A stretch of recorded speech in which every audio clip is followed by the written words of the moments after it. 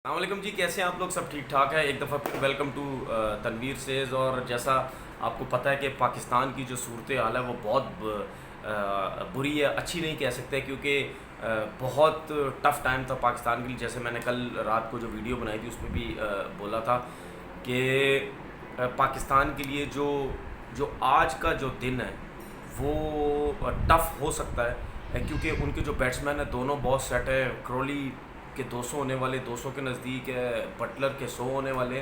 तो इस टाइम जो उनकी जो फॉर्म है, जो उनकी जो परफॉर्मेंस है बहुत अच्छी है। उनको गेंद जो है वो फुटबॉल नज़र आ रहा होगा। और जॉस बटलर के बारे में हम जिस तरह बात करते थे कि जॉस बटलर की फॉर्म अच्छी नहीं है लेकिन प्लेयर बहुत अच्छा है, इसी वजह से आपने देखा कि इंग्लैंड के जो चीफ सिलेक्टर हैं उसको चांसेस बार बार दे रहे थे कि प्लेयर बहुत अच्छा है, फॉर्म आ गई वापस तो हमें फ़ायदा होगा। आपने देखा कि उसकी जो फॉर्म वापस आई है वो बिल्कुल फ्री होके वो खेल रहा है, उसको कोई प्रॉब्लम नहीं हो रही। नो डाउट पिच जो है वो बहुत अच्छी बैटिंग पिच है। अच्छा, कल जब मैंने वीडियो बनाई मुझे कुछ कमेंट्स आए लोगों के कि तनवीर भाई, हैरानगी की बात है कि पाकिस्तान की परफॉर्मेंस इतनी अच्छी नहीं है और आप बिल्कुल रिलैक्स हो के आपने बात की, आपने गुस्सा नहीं किया, आपने कोई नेगेटिव बात नहीं की। यार मैं भी इंसान हूँ, कभी कभी हो जाता है, मैं भी गुस्सा कर कर के थक गया हूँ, मैं भी बोल बोल के थक गया हूँ। ये चीज़ें बेहतर होनी चाहिए, इस तरह होना चाहिए। तो वो कभी ना कभी थोड़ा सा ठंडा रह के भी बात कर लेनी चाहिए। मेरा ख्याल है इसी में भी बेहतरी होती है। तो अगर हम बॉलिंग की तरफ आते हैं पाकिस्तान की, देखिए मैंने जिस तरह कल बोला था, यासिर शाह ने तकरीबन 30 ओवर उसके होने वाले हैं, उसके ऊपर बर्डन इतना ज़्यादा है। ये बात हमेशा याद रखिएगा, जिस टेस्ट मैच के अंदर अगर यासिर शाह लंबी बॉलिंग करेगा, इसका मतलब ये है किसी भी कंट्री में, इसका मतलब ये है कि हमारे फास्ट बॉलर्स अच्छी बॉल नहीं कर रहे। क्योंकि फास्ट बॉलर अच्छी बॉल नहीं करेंगे तो यासिर शाह लंबी बॉलिंग करेगा।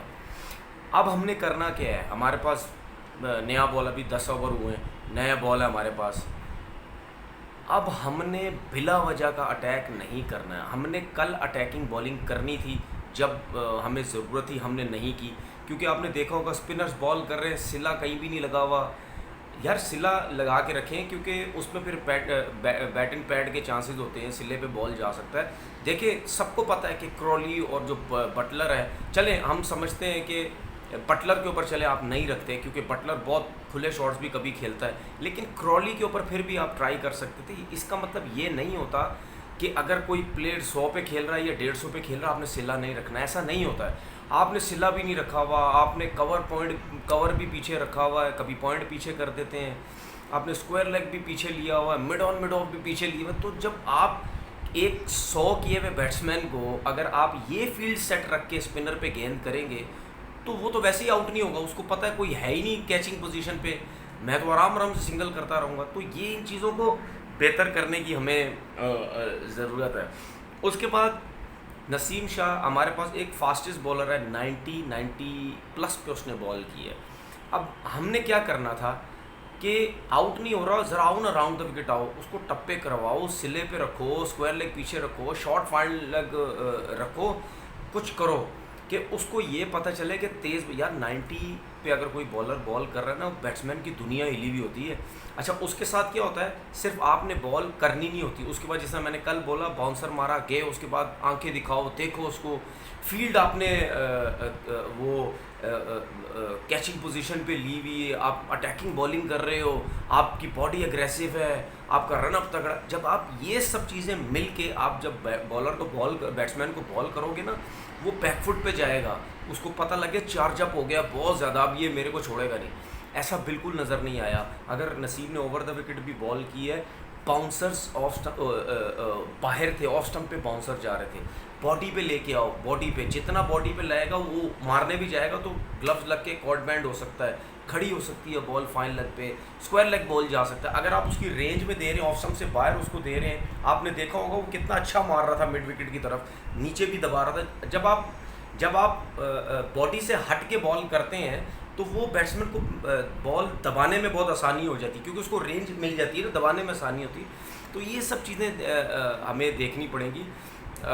देखें इनएक्सपीरियंस बॉलिंग लाइनअप है हमारे पास, उसके साथ साथ फिर कप्तान को बड़ा क्लेवर होना पड़ता है क्योंकि अगर कप्तान को भी फील्डिंग सेट नहीं करनी आ रही और कप्तान भी डिफेंसिव चला गया है, आपकी बॉलिंग भी इतनी एक्सपीरियंस नहीं, तो फिर तो यही सिचुएशन होती है। फिर कप्तान को बड़ा एग्रेसिव होना पड़ता है, कप्तान को फिर प्लेयर से पूछना पड़ता है। अब बात पता है क्या है, बात ये है कि कप्तान किससे पूछेगा? कप्तान के अलावा भी कोई ऐसे कोई प्लेयर नहीं है जिन्होंने इतनी कप्तानी की हो। कप्तानी का एक्सपीरियंस होना और चीज़ है। वैसे अगर आप सीनियर प्लेयर हैं टीम के अंदर, वो और चीज़ है। जब आप कप्तानी पे आते हैं तो फिर मैनेज करना, प्रेशर आता है, वो बड़ा मुश्किल होता है।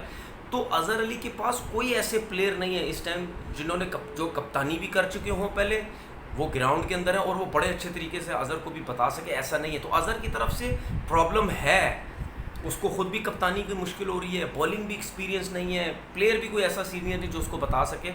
तो अब इनको क्या करना है, अब इनको फोकस करना है एक लाइन लेंथ पे, उनको रन्स बनाने दें।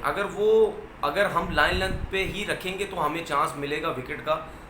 अगर हम सुबह आके ज़बरदस्ती की हम विकेट्स लेने जाएंगे, ज़बरदस्ती की हम बॉलिंग करेंगे, दोनों तरफ बॉलिंग करेंगे, तो पाकिस्तान के लिए बहुत प्रॉब्लम हो जाएगी।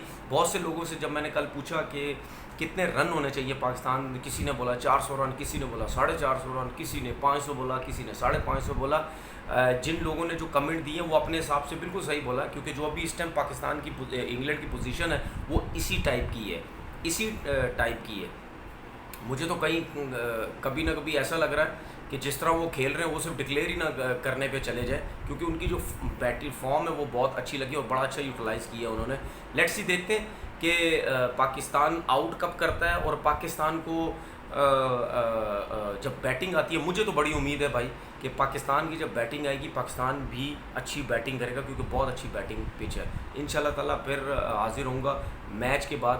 अपना बहुत बहुत ख्याल रखिएगा। अल्लाह हाफ़िज़।